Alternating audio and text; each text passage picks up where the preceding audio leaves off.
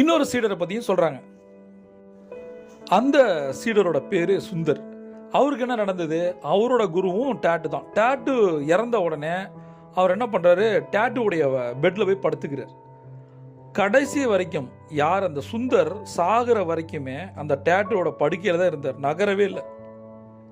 ஏன்னா அவரோட குரு வந்து அந்த படுக்கையில் தான் படுத்திருந்தாரு. அதில் வைப்ரேஷன் இருக்கு, அதில் அவரோட இருப்பு இருந்தது, அதில் முழுமையாக நனைஞ்சிருக்கேன், அதனால் என்னால் அந்த பெட்டை விட்டு போகவே முடியாது அப்படின்னு சொல்லி அவர் சொல்கிறார். ஏன் நீ போக மாட்ற அந்த பெட்டை விட்டுன்னு மக்கள் திரும்பவும் கேட்குறாங்க. அதற்கு அவர் சுந்தர் சொல்கிறாரு, போகிறதுக்கு எனக்கு எந்த இடமும் இல்லை, நான் வந்துட்டேன், இதான் என் வீடு, இதுதான் என் சொர்க்கம், இதுதான் மோட்சம்.